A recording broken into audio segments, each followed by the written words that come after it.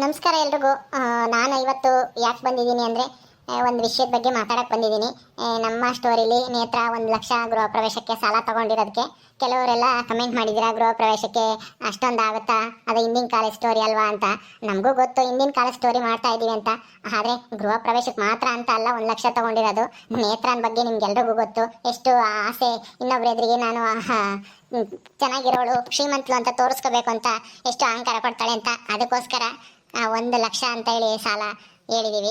ಇನ್ನೇನು ಇಲ್ಲ, ಗೃಹ ಪ್ರವೇಶಕ್ಕೆ ಎಷ್ಟಾಗುತ್ತೋ ಗೊತ್ತಿಲ್ಲ, ಒಟ್ಟಿನಲ್ಲಿ ಅವಳು ಒಡವೆ ಸೀರೆ ಮತ್ತೆ ಎಲ್ಲ ತಗೋಬೇಕಲ್ವಾ, ಅದಕ್ಕೋಸ್ಕರ ಅಷ್ಟೇನೆ 1,00,000 ಅಂತ ಹೇಳಿ ಗೃಹ ಪ್ರವೇಶಕ್ಕೆ ಸಾಲ ತೊಗೊಂಡಿರೋದು. ಗೃಹ ಪ್ರವೇಶ ಅಂದರೆ ಬರೀ ಅದಕ್ಕೆ ಮಾತ್ರ ಅಲ್ಲ, ಅವಳು ಒಡವೆ ತಗೊಳಕ್ಕೆ, ಸೀರೆ ತಗೊಳಕ್ಕೆ, ಆಮೇಲೆ ಬಳೆ ಆಗಲಿ ಇನ್ನೂ ಹೆಚ್ಚು ಏನಾದರೂ ಬೇರೆ ಏನಾದರೂ ಐಟಮ್ ತಗೋಬೇಕಲ್ವಾ, ಅದಕ್ಕೋಸ್ಕರ 1,00,000 ಅಂತ ತೊಗೊಂಡಿರೋದಷ್ಟೇ. ಅದ್ರ ಬಗ್ಗೆ ಯಾರು ತಪ್ಪು ತಿಳ್ಕೊಳಕ್ಕೆ ಹೋಗಬೇಡಿ. ಯಾಕೆಂದರೆ ನೇತ್ರ ಅಂದರೆ ಸ್ವಲ್ಪ ಆಡಂಬರ ಜಾಸ್ತಿ, ನಾನು ಅಂತ ಕೊಚ್ಕೊಳ್ಳೋದು ಜಾಸ್ತಿ ಅಲ್ವಾ, ಅದಕ್ಕೋಸ್ಕರ ಅಷ್ಟೇನೆ. ಸಾಮಾನ್ಯ ಮಿಡಲ್ ಕ್ಲಾಸ್ ಜನರಾದರೆ ಒಂದು 25,000-30,000 ಒಳಗಡೆ ಗೃಹ ಪ್ರವೇಶ ಮುಗಿದೋಗುತ್ತೆ. ಅದು ನಾವು ಮಾಡ್ತಾ ಇರೋದು ಹಿಂದಿನ ಕಾಲ ಸ್ಟೋರಿ, ಸುಮಾರು 50 ವರ್ಷದ ಹಿಂದೆ ಅಂತ ಹೇಳಿದ್ವಿ. ಅದು ಒಂದು 10 ವರ್ಷ ಮುಂದಕ್ಕೂ ಬಂದಿದ್ದೀವಿ ಆಗಲೇ ಸ್ಟೋರಿಲಿ, ಅದೆಲ್ರಿಗೂ ನಿಮಗೆ ಗೊತ್ತು. ಆಮೇಲೆ ಮೀಟ್ರ್ ಬಡ್ಡಿ ಅಂತ ಹೇಳಿದ್ವಿ. ಮೀಟ್ರ್ ಬಡ್ಡಿ ಅಂದರೆ ಸಾಮಾನ್ಯವಾಗಿ ಗಂಟೆ ಲೆಕ್ಕದಲ್ಲಿ ಬಡ್ಡಿ ತಗೊತಾರೆ ಅಂತ ನಮಗೂ ಗೊತ್ತು. ಹಂಗಾಗಿ 1,00,000ಕ್ಕೆ 22,00,000 ಅಂತ ಅಲ್ಲ, 1,22,000 ಅಂತ ಬಡ್ಡಿ ಅಂತ ಹೇಳಿದ್ವಿ. ಅದಕ್ಕೆ ಕೆಲವರೆಲ್ಲ ಅಷ್ಟೊಂದು ಬಡ್ಡಿ ಆಗುತ್ತಾ, ಹಂಗೆ ಹಿಂಗೆ ಆ ಕಾಲದಲ್ಲಿ ಮಾಡ್ತಾ ಇದ್ದೀರಾ ಸ್ಟೋರಿ, ಆ ಕಾಲ ಸ್ಟೋರಿ ಮಾಡ್ತಾ ಇದ್ದೀರಾ, ಮರಿತೀರಾ ನೀವು ಅಂತ ಏನೇನೋ ಕಮೆಂಟ್ ಮಾಡಿದ್ರಿ. ಅದಕ್ಕೆ ನಿಮ್ಗೆಲ್ರಿಗೂ ಹೇಳೋಗೋಣ ಅಂತ ಬಂದ್ವಿ. ನಮಗೂ ಗೊತ್ತಿಲ್ಲ ಅವಾಗ ಎಷ್ಟೆಷ್ಟು ಬಡ್ಡಿ ತಾಂತಿದ್ರು, ಆಮೇಲೆ ಎಷ್ಟು ಇದ್ದು ಲೆಕ್ಕ ಅಂತೇಳಿ ಇವಾಗೆಲ್ಲ ಸರ್ಚ್ ಮಾಡಿ ಎಲ್ಲ ನಾವು ಮಾಡ್ತಾ ಇದ್ದೀವಿ. ಮೀಟ್ರ್ ಬಡ್ಡಿ ಅಂದರೆ ಏನು ಅಂತ ಎಲ್ಲ ತಿಳ್ಕೊಂಡೇ ಮಾಡಿದ್ವಿ. ಕೆಲವರು ಮೀಟ್ರ್ ಬಡ್ಡಿ ಅಂತ ಏನು ಅಂತ ಗೊತ್ತಿಲ್ಲ ಅಂತ ಅನಿಸುತ್ತೆ, ಅಥವಾ ಗೊತ್ತಿದ್ರೂ ನಾವೇನಾದರೂ ಹೆಚ್ಚು ಕಮ್ಮಿ ಮಾಡಿದರೆ ದಯವಿಟ್ಟು ಕ್ಷಮಿಸ್ಬಿಡಿ. ಏನೋ ಕಥೆಯಲ್ಲಿ ತಗೊಂಡೋಗ್ಬೇಕು ಮುಂದಕ್ಕೆ ಅಂತೇಳಿ ಈ ಸಬ್ಜೆಕ್ಟ್ ತಗೊಂಡಿರ್ತೀವಿ. ಏನಾದರೂ ಈ ಥರ ಏನಾದ್ರೂ ತಪ್ಪು ಅಂತ ಅನಿಸಿದೆ ಕ್ಷಮಿಸ್ಬಿಡಿ. ಮೀಟ್ರ್ ಬಡ್ಡಿ ಅಂತಂದರೆ ಸಾಮಾನ್ಯವಾಗಿ ಗಂಟೆ ಲೆಕ್ಕದಲ್ಲಿ ತಗೊಳ್ತಾರೆ ಅಂತ ನಾವು ನೋಡಿದ್ದೀವಿ, ಕೇಳಿದ್ದೀವಿ. ಸರಿ, ಇಷ್ಟು ಹೇಳ್ಬೇಕಾಗಿತ್ತು. ಎಲ್ರಿಗೂ ಒಳ್ಳೇದಾಗಲಿ. ವಿಡಿಯೋನ ಕಂಟಿನ್ಯೂ ಮಾಡೋಣ ಬನ್ನಿ. ಅಯ್ಯೋ ಸೂಜಿ ಏನಂತ ಹೇಳಿ, ಈಗ ಬೇರೆ ತುಂಬ ಆಡೈತೆ. ಈಗಲೇ ನಾನು ಬರಲಿಲ್ಲ ಅಂದರೆ ಅವಳಿಗೆ ತುಂಬ ಕಷ್ಟ ಆಗುತ್ತೆ. ದೇವ್ರೆ ಏನಂತ ಹೇಳೋದಪ್ಪ, ಸೂಜಿ ಬೇಜಾರು ಮಾಡ್ಕೊತಾಳೆ ಅನ್ಸುತ್ತೆ. ಏನು ಮಾಡೋದೀಗ, ನಮ್ಮ ಅತ್ತೆ ಯಾಕೆ ಹಿಂಗೆ ಬದಲಾಯಿತು?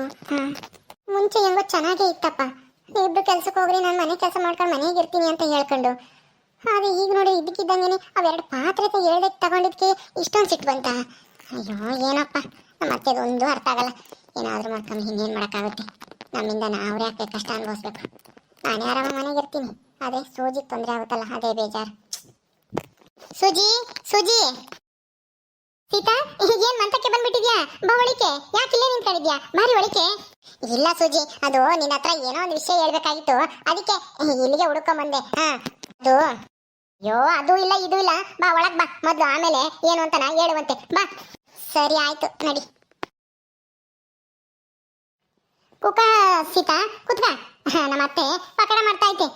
ನಾನು ಅದಕ್ಕೆ ತಿಂದ್ಬಿಟ್ಟು ಉಪ್ಪಿನಕಾಯಿ ಮಾಡಕ್ಕೆ ಬರೋಣ ಅಂತ ನೋಡ್ತಿದ್ದೆ. ನೀನ್ ಹೆಂಗೋ ಇಲ್ಲಿಗೆ ಬಂದ್ಬಿಟ್ಟಿದ್ಯಾ. ಕುಕ್ಕಳೆ ಸೀತಾ.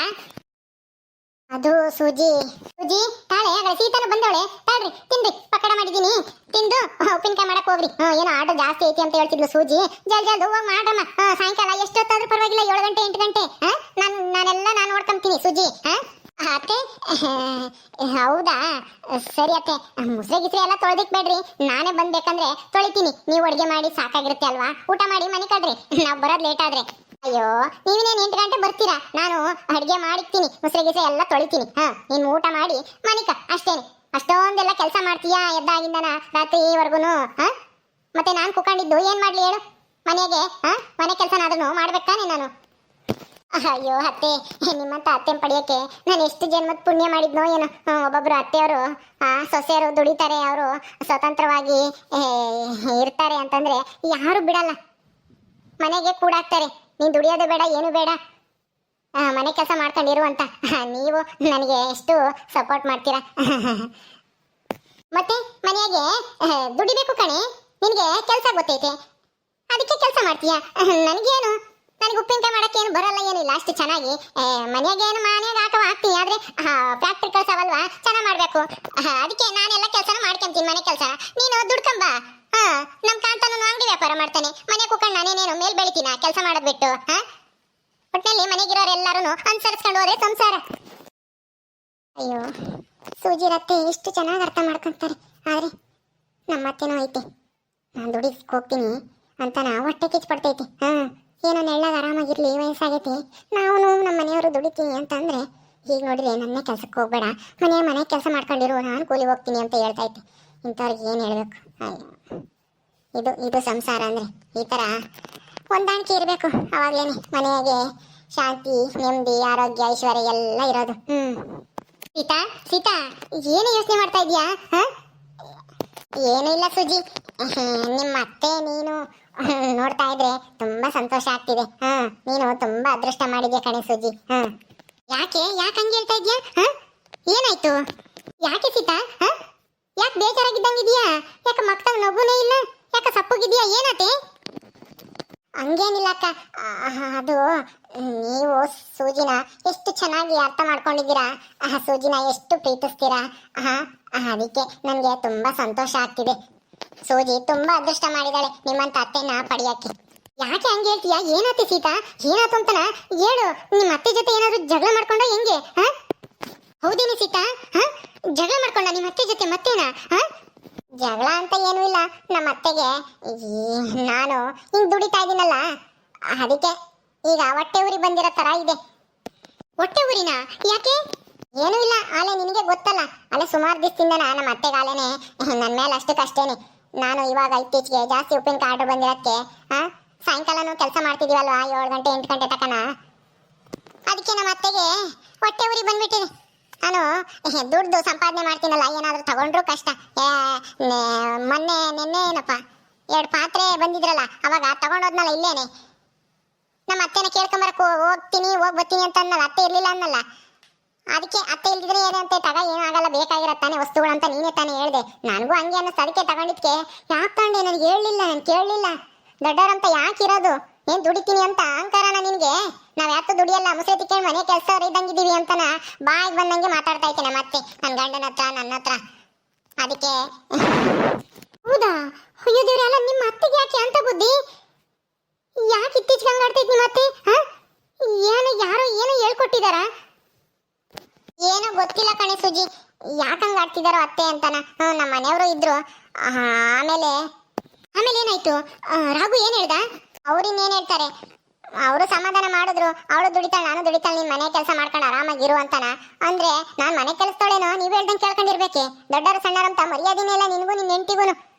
ನಾನು ಇನ್ಮೇಲೆ ಮನೆ ಕೆಲಸ ಮಾಡಲ್ಲ, ನೀವೇ ಮಾಡ್ಕೊಳ್ರಿ ಅಂತನ ಬಾಯಿಗೆ ಬಂದಂಗೆ ಬೈದ್ಬಿಡ್ತು ನಮ್ಮ ಅತ್ತೆ. ಇವಾಗ ಮನೆ ಕೆಲಸ ಏನು ಮಾಡಲ್ಲ ನಾನು, ಎಲ್ಲ ನೀನೇ ಮಾಡ್ತ್ಯಾ, ನಾನು ಕೂಲಿ ಹೋಗ್ತೀನಿ, ನಾನು ದುಡಿತೀನಿ, ನಾನು ನನಗೆ ಬೇಕಾದೆಲ್ಲ ತಾಂತೀನಿ, ನಾವು ನಿಮ್ಮ ಹತ್ರ ಯಾಕೆ ಕೈ ಒಡ್ಡೋದು, ಹಂಗೆ ಹಿಂಗೆ ಅಂತ ಏನೇನೋ ಮಾತಾಡಿ ಕೊನೆಗೆ. ಹೌದಾ? ಏನಾಯ್ತು ಕೊನೆಗೆ? ಸುಮ್ಮನಾಯ್ತಾ ಹೆಂಗೆ? ಇಲ್ಲ ಅಕ್ಕ, ಅದು ಇನ್ಮೇಲೆ ನಾನು ಉಪ್ಪಿನಕಾಯಿ ಮಾಡಕ್ಕೆ ಹೋಗ್ಬಾರ್ದು ಅಂತ ಹೇಳ್ತು ನಮ್ಮ ಅತ್ತೆ. ಯಾಕಂತೆ? ಉಪ್ಪಿನಕಾಯಿ ಮಾಡೋದ್ರಿಂದ ಏನ್ ತೊಂದರೆ ಆಗೈತಂತೆ? ಅಲ್ಲ, ನಾನೇನ್ ಪುಕ್ಸಟ್ಟೆ ಉಪ್ಪಿನಕಾಯಿ ಮಾಡಿಸ್ಕೊಂತ ನಿನ್ನ ಹತ್ರ ಕೂಲಿ ಕೊಡ್ತಾ ಇಲ್ವಾ? ಅದೇನ್ ಕಡಿಮೆ ಕೂಲಿ ಅಲ್ಲ, ನಾನ್ ನಿನ್ಗೆ ಎಷ್ಟು ಕೊಡ್ಬೇಕೋ, ನನ್ನ ಫ್ರೆಂಡು ಅಂತ ನಿನ್ಗೆ ಜಾಸ್ತಿನೇ ಕೊಡ್ತೀನಿ. ನೀನು ಅಷ್ಟೇನೆ, ಅಷ್ಟೇ ಜವಾಬ್ದಾರಿಯಿಂದ ನಾ ಕೆಲಸ ಮಾಡ್ಕೊಂಡು ಹೋಗ್ತಾ ಇದೀಯಾ. ಒಂದ್ ದಿವಸನೂ ನಮ್ಮ ಇಬ್ರು ಮಧ್ಯೆ ಜಗಳ ಅನ್ನೋದು ಬಂದಿಲ್ಲ, ಏನಿಲ್ಲ. ಈಗ ಯಾಕಂತೆ ನಿಮ್ಮ ಅತ್ತೆಗೊಂದು ಸ್ವಲ್ಪ ದುಡ್ಡು ಕೊಡ್ಬೇಕಾಗಿತ್ತು, ಖರ್ಚಿಗೆ ಏನಾದ್ರು. ಖರ್ಚಿಗೆ ದುಡ್ಡು ಕೊಡಲ್ಲ ಅಂತಾನೇನು?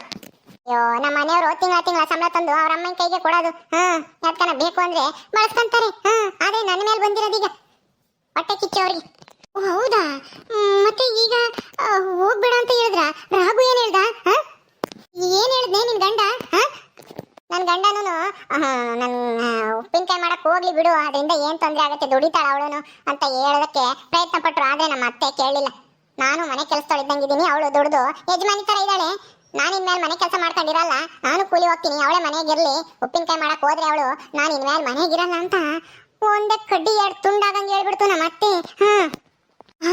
ಹೌದಾ? ಮತ್ತೆ ರಾಘು ಏನ್ ಹೇಳ್ದ? ಅದಕ್ಕೆ ಅವ್ರಿನ್ನೇನ್ ಮಾಡ್ತಾರೆ, ಹಿಂಗ್ ಮನೆ ಬಿಟ್ಟು ಹೋಗ್ತೀನಿ ಅಂದ್ರೆ ಅವ್ರಿಗೂ ಬೇಜಾರಾಯ್ತು. ಅದಕ್ಕೆ ನನ್ನೇನೆ, ನೀನು ಉಪ್ಪಿನಕಾಯಿ ಮಾಡಕ್ ಹೋಗ್ಬೇಡ, ಇನ್ಮೇಲೆ ಮನೆಗಿರು ಅಂತನ ಹೇಳಿದ್ರು ಅವರು. ನಾನು ಅದಕ್ಕೆ ನಿನಗೆ ಹೇಳಿ ಹೋಗೋಣ ಅಂತ ಬಂದೆ. ಇದರಿಂದ ನಿನಗೆ ಬೇಜಾರಾಗುತ್ತೆ ಅಂತ ನನಗೆ ಚೆನ್ನಾಗಿ ಗೊತ್ತು ಕಣೆ ಸೂಜಿ. ಆದರೂ ಏನು ಮಾಡೋಕ್ಕಾಗಲ್ಲ, ನನ್ನ ಕೈಯಲ್ಲಿ ಏನೂ ಇಲ್ಲ. ಏನು ಮಾಡೋದು ಹೇಳು? ಯಾರನ್ನಾದ್ರೂ ಇನ್ನೊಬ್ರನ್ನ ಕರ್ಕೊಂಡು ಉಪ್ಪಿನಕಾಯಿ ಮಾಡು. ಆರ್ಡರ್ ಬೇರೆ ಜಾಸ್ತಿ ಐತೆ. ಈಗಲೇ ನನಗೆ ಇಂಥ ಪರಿಸ್ಥಿತಿ ಬಂದೈತೆ, ನನಗೂ ಬೇಜಾರಾಗ್ತಿದೆ. ಆದರೆ ಏನು ಮಾಡೋದು, ನನ್ನ ಕೈಯಲ್ಲಿ ಏನೂ ಇಲ್ಲ ಕಣೆ ಸೂಜಿ, ದಯವಿಟ್ಟು ನನ್ನ ಕ್ಷಮಿಸ್ಬಿಡು. ಹೌದಾ? ಅಯ್ಯೋ ದೇವ್ರೆ, ಏನೇ ಸೀತಾ ಹಿಂಗಾಯ್ತು? ನೀನೇ ಹೇಳ್ತಿದ್ದೆ ನಾವಿಬ್ರು ಸೇರ್ಕೊಂಡು ಸಾಯಂಕಾಲನೂ ಮಾಡೋಣ, ಸಂಜೆ 5 ಗಂಟೆಗೆ 1 ಗಂಟೆ ರೆಸ್ಟ್ ತಗೊಂಡು ಬಂದು 8 ಗಂಟೆ ತನಕ ಮಾಡೋಣ, ಎಲ್ಲ ಮುಗ್ಸೋಣ ಬೇಗನ, ಆರ್ಡರ್ ತಗೋ ಅಂತ ಹೇಳ್ದೋಳು ನೀನೆ. ಈಗ ನೋಡಿರೆ ಬರೋಕ್ಕಾಗಲ್ಲ ಅಂತ ಹೇಳ್ತಾ ಇದೆಯಲ್ಲೇ ಸೀತಾ, ನಾನು ಏನೇ ಮಾಡಲಿ? ಅವ್ರಿಗೆ ಬೇರೆ ಗ್ಯಾರಂಟಿ ಕೊಟ್ಟೇ ಕೊಡ್ತೀವಿ, ಆರ್ಡ್ರನ್ನ ಮುಗಿಸ್ಕೊಡ್ತೀವಿ ಎಲ್ಲಾನು ಅಂತ ಬೇರೆ ಹೇಳಿದ್ದೀನಿ ನಾನು. ಈಗ ಮಾಡಲಿಲ್ಲ ಅಂದರೆ ಎಂಥ ಪರಿಸ್ಥಿತಿ ಬಂತೆ ಸೀತಾ. ಏನು ಮಾಡದೆ ಸೂಜಿ, ನನಗೂ ಬೇಜಾರಾಗ್ತಿದೆ. ಆದರೆ ಸರಿ ಆಯ್ತು ಬಿಡು, ನನ್ನಿಂದ ನೀನು ಯಾಕೆ ತೊಂದರೆ ಅನ್ಭವಿಸ್ತೀಯ?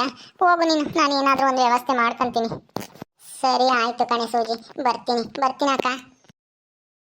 ಸೂಜಿ, ಏನೇ ಮಾಡ್ತೀಯ ಈಗ? ನಾನೇ ಬರಲ್ಲ ಉಪ್ಪಿನಕಾಯಿ ಮಾಡೋಕ್ಕೆ? ಅಯ್ಯೋ ಅತ್ತೆ, ಅದು ಬೇರೆ ಕಡೆ ಎಲ್ಲ ಹೋಗ್ತೈತೆ ಉಪ್ಪಿನಕಾಯಿ, ಅದು ಹೆಚ್ಚು ಕಮ್ಮಿ ಆದರೆ ಆಮೇಲೆ ಮತ್ತೆ ನಮ್ಗೆ ಆರ್ಡ್ರೇ ಸಿಗಲ್ಲ, ನಿಮಗೆ ಬೇರೆ ಅಭ್ಯಾಸ ಇಲ್ಲ, ಏನು ಮಾಡೋದೀಗ? ಸರಿ ಆಯಿತು, ನಾನು ಉಪ್ಪಿನಕಾಯಿ ಶೆಡ್ ಹತ್ರ ಹೋಗಿ ಬರ್ತೀನಿ, ಇರಿ. ತಗೊಳ್ಳಿ ಪಕಡ ತಿಂದೋಗು. ಬೇಡ ಅತ್ತೆ, ಬೇಡ, ಆಮೇಲೆ ಬಂದಾಗ ತಿಂತೀನಿ, ಬರ್ತೀನಿ ರೀ. ಅಯ್ಯೋ ಆ ದುರ್ಗಮ್ಮಗೆ ಏನಪ್ಪ, ಅವಳಿಗೆ ಯಾಕೆ ಕೊಟ್ಟೆವ್ರಿ? ಎಂಥ ಜನ ಇರ್ತಾರೋ ಏನೋ, ಸೊಸೆ ದುಡಿತಾಳೆ ಅಂತಂದರೆ ಅವರಿಗೆ ಪ್ರೋತ್ಸಾಹ ಕೊಡಬೇಕು. ದುಡಿಯಮ್ಮ, ನಾನೆಲ್ಲ ನೋಡ್ಕೊಂತೀನಿ, ಮನೆ ಕೆಲಸ ಎಲ್ಲ ಮಾಡ್ಕೊಂತೀನಿ ಅಂತಾನೆ, ಅದು ಬಿಟ್ಬಿಟ್ಟು ಹಿಂಗೆ ಹೊಟ್ಟೆ ಹುರ್ಕೋಬಾರ್ದು. ಏನು ದುಡ್ದೇನು ಅವಳೇನೇನು ಬೇರೆಯವ್ರಿಗೆ ತಗೊಂಡೋಗಿ ಕೊಡ್ತಾಳೆ ಅಥವಾ ತವ್ರ ಮನೆಗೆ ಕೊಡ್ತಾಳೆ? ಅವ್ರಿಗೆ ತಾನೇ ಆಗೋದು. ಇದೆಲ್ಲ ಯಾಕೆ ಅರ್ಥ ಆಗಲ್ವೋ ಏನು ಸುಡ್ಗಾಡು?